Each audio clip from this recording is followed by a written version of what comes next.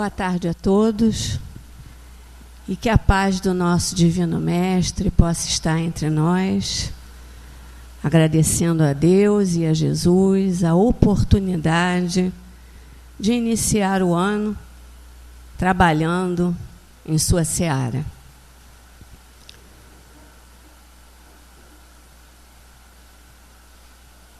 A multidão que rodeava o Mestre no dia supremo era enorme.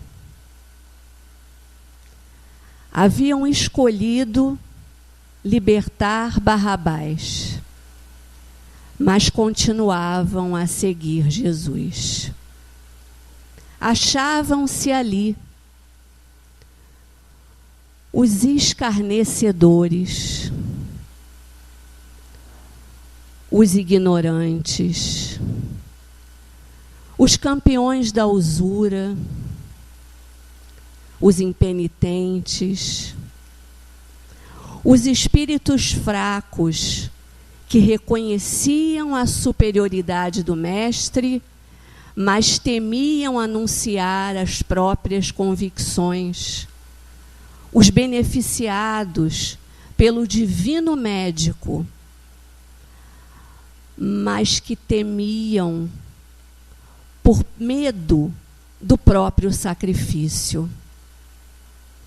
Mas um estrangeiro de nome Simão Cirineu, instado pelo povo, aceitou o madeiro, embora constrangido, e seguiu carregando-o após Jesus. Quem era Simão Cirineu? De onde vinha? O que fazia ali naquele momento?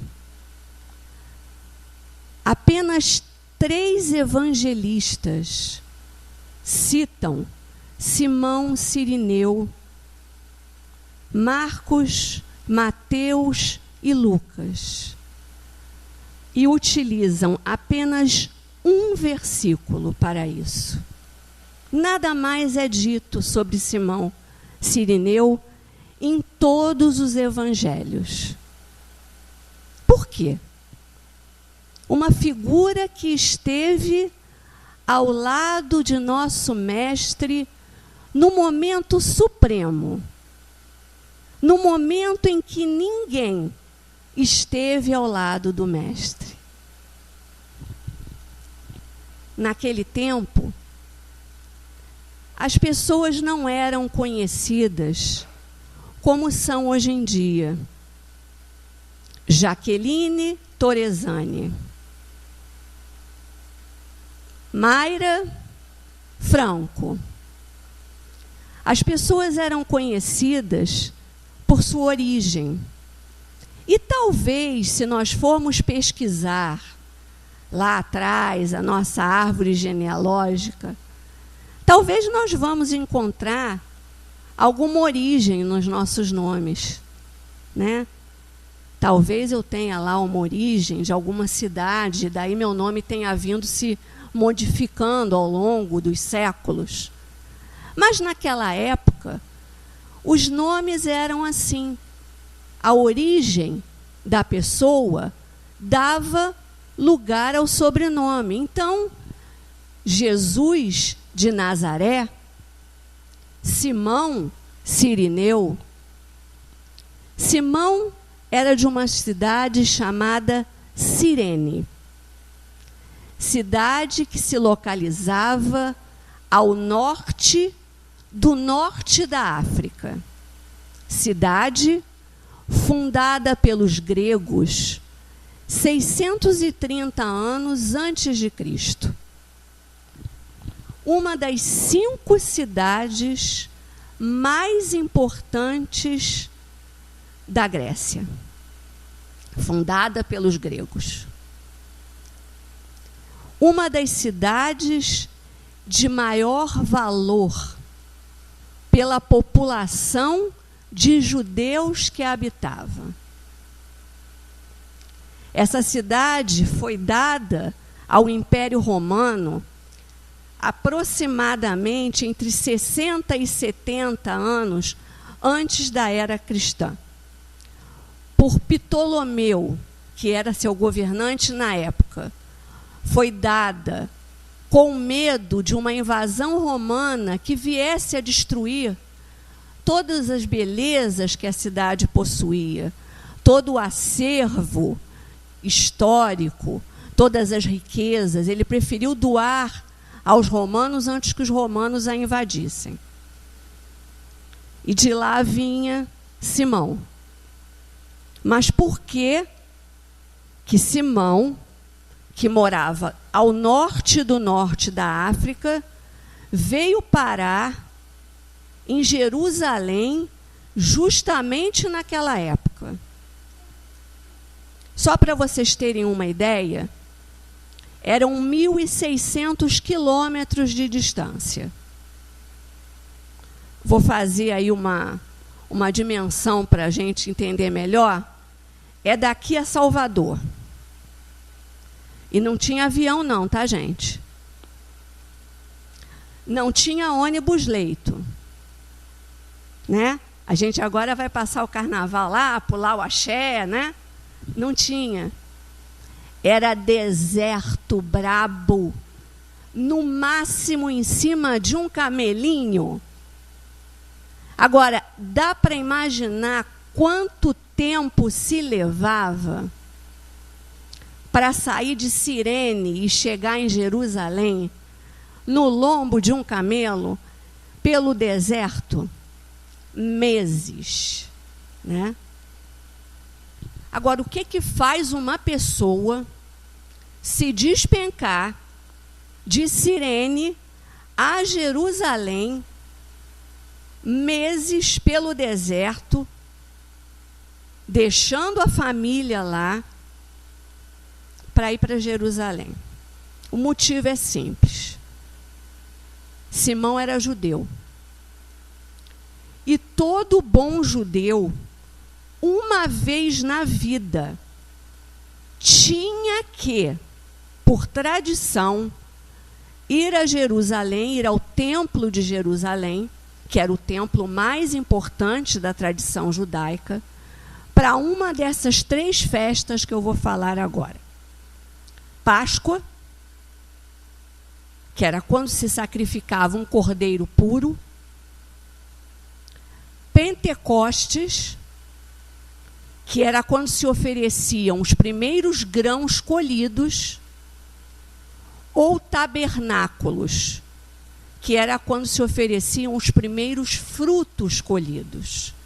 Numa dessas 3 festas, todo bom judeu tinha que ir uma vez na vida. Ele escolhia uma e tinha que ir. Simão escolheu a Páscoa. E não era fácil o ritual, não. Era um ritual complicado. Simão, então, falou para sua mulher. Ele tinha mulher, 2 filhos rapazes e uma filhinha pequena. Avisou a família, preparou todos os mantimentos, tudo aquilo, e partiu. Lá se foi para Jerusalém. Chegou em Jerusalém. Vocês imaginem uma cidade. Jerusalém era uma cidade pequena. E uma cidade que, na época da Páscoa, a população, que era de 50 mil habitantes no máximo, triplicava, quadruplicava. Não tinha lugar para todo mundo. As pessoas acampavam, né, em volta da cidade, fora da cidade. Não tinha acomodação para todo mundo. Simão chegou na cidade. E qual era a tradição? Chegava, no dia da Páscoa, ele tinha que ter uma roupa de linho branco, pura, que nunca tivesse sido usada, sem manchas, um cordeiro também puro, sem manchas, ele se dirigia ao templo. Os sacerdotes do templo fiscalizavam a roupa e o cordeiro para certificarem que estava tudo nos conformes. Entrava no templo, o cordeiro era cortado na jugular, seguravam pelas 4 patas, giravam o cordeiro para que aquele sangue se espalhasse no altar. Depois eles pegavam uma fibra de uma planta, espremiam no sangue e jogavam em cima das pessoas, dos homens, né? Porque só homens participavam dessa cerimônia, para que pelo menos uma gota daquele cordeiro caísse na roupa, e assim estava concluído aquele ritual. Quer dizer, a pessoa viajava isso tudo, enfrentando o calor do deserto, tempestade de areia, meses de privação, longe da família, para esse ritual que para eles era fundamental. Simão chegou na cidade, trocou sua roupa maravilhosa de linho branco e estava se dirigindo para o templo.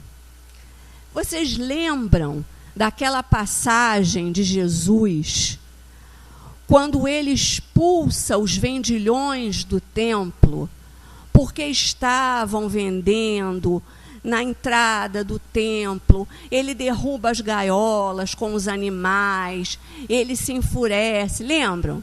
Simão estava indo comprar o seu cordeiro na entrada do templo, ele não estava com o seu cordeiro ainda. Bom, Jerusalém é assim de gente. Pior do que a região dos lagos no final do ano e no carnaval. Aquela cidade com aquelas ruas estreitas, todo mundo se apertando. Simão está indo naquela rua. Quando ele vê, de repente, ele é carregado pela multidão. E ele está querendo ir para o templo e está sendo levado para outro lugar. E está sendo levado. De repente, Simão se vê diante de uma cena que ele não esperava. Um homem carregando uma cruz, machucado, com uma placa, Jesus, Rei dos Judeus. Soldados romanos, com as chibatadas, Jesus super machucado, ele não sabia quem era aquele homem, ele não tinha conhecimento daquele, ele morava lá longe, ele nunca tinha ouvido falar de Jesus. Se vê de frente com aquela cena. A gente sabe agora que o acaso não existe. Mas Simão não sabia. Está de frente para aquela cena. Ele fica atordoado. Ele não queria chegar ali, ele estava indo para o templo. E para complicar a situação de Simão, o soldado olha para ele e diz: você. Simão era um homem enorme, alto, forte. Ele trabalhava no campo. Um homem forte, um homem de estatura alta. O soldado viu que Jesus não ia aguentar mais. Dizem os historiadores que Jesus já estava tão machucado que o corpo de Jesus já não recebia mais, o cérebro já não enviava mais para o corpo os sinais de dor. Já tinha sido cortada a conexão. De o tamanho grau de flagelação a que ele tinha sido submetido. Ele estava entregue e não estava mais conseguindo carregar a cruz. E o soldado olha para Simão, um homem forte, alto, e diz: você, vem aqui ajudar. Ele ainda titubeia, mas ele conhecia o Império Romano. Afinal de contas, a sua cidade estava sob o jugo do Império Romano. Mesmo não tendo sido conquistada, a cidade dele estava sob o jugo. Ele conhecia a fama dos soldados romanos. Ele titubeia e vai. E no momento que ele segura a cruz, ele pensa, revoltado: por que comigo? Por que eu? Eu vim de tão longe para fazer o meu sacrifício da Páscoa. O que eu tenho com esse homem, esse malfeitor, que está carregando uma cruz para ser crucificado? Até então, ele não tinha olhado para Jesus. E ele levanta a cruz e caminha ao lado de Jesus. Jesus, o trajeto total de Jesus, mais ou menos 500 metros, saindo de onde ele foi condenado, no Vale do Tiropeion, até a montanha, conhecida como Crânio, porque era lisa e arredondada, Calvárium em latim e Gólgota em aramaico. Mas o significado é crânio. 500 metros, subindo. Não eram qualquer 500 metros, né? E ele começa a caminhar ao lado de Jesus. De repente, os olhos dele se cruzam com o olhar de Jesus. E ao contrário do olhar que ele esperava de um malfeitor qualquer, ele cruza com o olhar doce e meigo do Mestre Jesus. Aquilo obviamente mexe com ele. Não era aquilo que ele esperava de um malfeitor. Naquele momento, alguma coisa acontece no íntimo de Simão. Alguma coisa se modifica. Mas ele continua. Ele olha para o céu, lembrando da sua família, pensando no que ele diria à sua família quando voltasse para casa. Porque ele foi fazer alguma coisa e voltaria para casa sem ter feito aquilo que ele se propôs a fazer. E nesse momento, Jesus diz a ele: não tema. Não tema. Eu sou o Cordeiro de Deus. Ele termina a sua jornada. Deixa a cruz no alto do Gólgota. E assim que ele deixa, ele não mais olha para trás. Alguma coisa no seu interior se modificou. Ele torna a olhar para o céu. E todo mundo sabe essa parte da história, porque todos nós já vimos diversos filmes. O céu começa a fechar. Começam as trovoadas, o céu fica preto. E Simão começa a voltar. Voltar, e diversas questões vêm à sua mente. Novamente, o que ele diria à sua família? Ele foi fazer um sacrifício e não fez. O que aquele homem quis dizer a ele com aquelas palavras? Não tema, eu sou o Cordeiro de Deus. Como seria o seu trajeto de volta? Mas Simão era um homem batalhador, era um homem acostumado a trabalhar desde cedo, e ele empreende a sua jornada de volta. Meses de volta pelo deserto, e ele chega em casa um dia. E qual não é a sua surpresa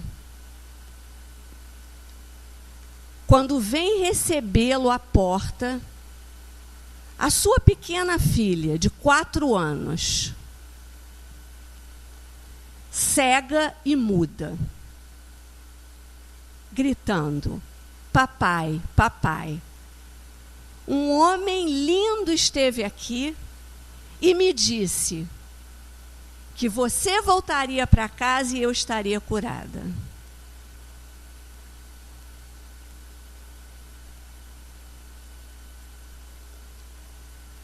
Tempos depois, Simão recebe em sua casa uma jovem e linda mulher, acompanhada de um rapaz. E essa mulher vai agradecer a ele, porque ajudou o seu filho nos momentos mais difíceis a carregar a cruz. Essa mulher era Maria de Nazaré.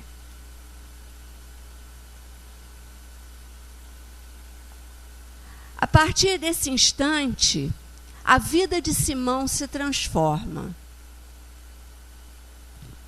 A notícia se espalha e centenas, milhares de pessoas passam a buscar a casa de Simão, que se transforma em mais um lugar de peregrinação daqueles que buscam notícias do Senhor Jesus. E Simão se converte ao cristianismo e passa a falar para todos do seu encontro com Jesus.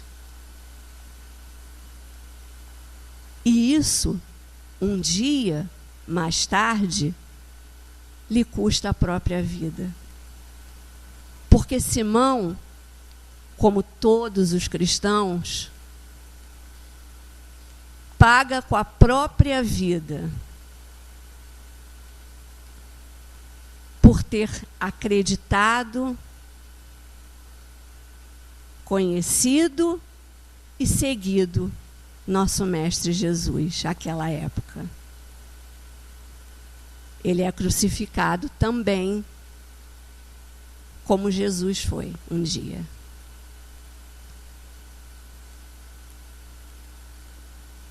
E cada vez que eu leio e falo dessa história, eu penso que a gente tem primeiro que conhecer Jesus, que foi o que aconteceu com Simão. Aí a gente tem, e a gente vamos reflexionar sobre isso juntos. A gente tem que conhecer Jesus. Às vezes a gente acha que já está lá na frente, na 4ª etapa que eu vou falar. Mas vamos reflexionar juntos. A gente tem que conhecer Jesus. Depois a gente tem que entender Jesus. Num terceiro momento, a gente aceita Jesus. E, finalmente, a gente segue Jesus. Em que etapa a gente está? Em qual dessas etapas a gente realmente está? Eu estou fazendo dessa reflexão a minha meta para 2015. Porque conforme a página que o nosso Cláudio leu, quando ele começou a ler, vocês vão achar que eu sou maluca, mas não sou não. Tem 2 quadradinhos de papel cortados aqui em cima da mesa, 2 quadradinhos microscópicos. Ele começou a falar do próximo, da gente não julgar o próximo. Aí eu vi esses 2 quadradinhos aqui, eu pensei assim, sou eu e meu próximo. É Deus olhando a gente. Nós somos 2 quadradinhos ínfimos, ridículos. É assim que Deus me vê. Mas eu não me vejo assim não, tá? Eu me vejo a melhor pessoa do mundo, boa, perfeita, compreensiva, e eu vejo o meu próximo como quadradinho. Ele é errado, ele é pequeno, ele que não me entende. Mas eu sou boa. Então, a minha meta é tentar entender em que fase dessa eu estou. Eu estou realmente seguindo Jesus? Não estou não, gente. Estou não. Vamos combinar. Eu acho que eu ainda estou naquela fase de conhecer Jesus, para ser bem realista. Porque enquanto eu ainda não conhecer Ele realmente, eu não vou poder entender Ele. Porque depois que eu entendo, eu aceito. Quando eu aceito, entra aqui. E depois que entra aqui, não dá para a gente agir diferente do que Ele agia. É assim que eu penso. E eu acho que todos esses que a gente estuda, esses grandes, que quando a gente acaba de ouvir sobre eles, a gente se emociona, a gente admira, né? Você vê Simão Cirineu, um versículo nos evangelhos. Olha a importância. Por que vocês acham que ele só carregou a cruz de Jesus? Gente, olha a importância disso. Jesus andou na terra aí um tempão. Ele, no momento supremo do mestre, ajudou o mestre a carregar a cruz. Olha o significado disso. E olha a importância que deram, que graças a Deus para ele, que ninguém falou muito dele, ganhou 1000 pontos. Porque quanto menos fala, melhor para ele, né? Só falaram num versículozinho assim, de passagem. Ótimo. Ele não queria a fama. Ótimo.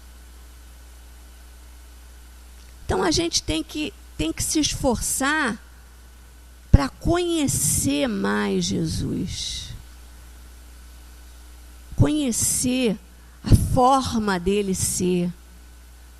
Tem um filme aí que é um filme relativamente novo, chamado Filho de Deus. Não sei se já tiveram a oportunidade de assistir. Conta do nascimento de Jesus, vai tudo, a conversão de Paulo, até quando Paulo encontra Lucas. É lindo. É tipo um resumão, assim. Sabe, não acaba quando Jesus é crucificado, não. Continua. Sabe? É linda a história. Quem faz Jesus é um ator português. Esse filme foi badalado à beça na época que lançaram. Agora já está em DVD. Quem tem essas TVs com Now, que aluga na hora e tal, de repente tem até mais facilidade de achar. Está passando no History Channel, né? Está passando uns episódios também no History Channel. É bom que a gente fica lembrando, sabe? Que a gente vê ali mais real, né? Para a gente ter uma dimensão. Porque esses personagens que conviveram com Jesus dão para a gente a dimensão de quem era Jesus, que a gente ouve falar, lê, estuda, ouve palestra, mas se perde um pouco. Então, não sei se ajudei. Essa era a reflexão que eu tinha para esse início de ano. Que Simão sirva para a gente lembrar disso, de que a gente às vezes está desavisado, né, na nossa caminhada, acha que conhece Jesus, acha que entende, né, acha que aceita e que segue Jesus, e não é bem assim. Vamos aproveitar para esse ano aí, que é só uma convenção, né, essa coisa de ano novo, mas é bom que seja, porque a gente renova as esperanças, né? E vamos aproveitar então, já que está começando de novo, vamos começar. Lembrar, estudar mais. Os cursos vão começar de novo aí em 2015, em março, né, Afrânio? Vamos aproveitar esse ano para ter mais vontade de estudar, para a gente aprender um pouco mais, para a gente se interessar um pouco mais pela vida dessas grandes figuras que passaram por aí, para que a gente se melhore, né, e se compreenda melhor. Era isso que eu tinha para a tarde de hoje, gente. Obrigada aí pela paciência de vocês.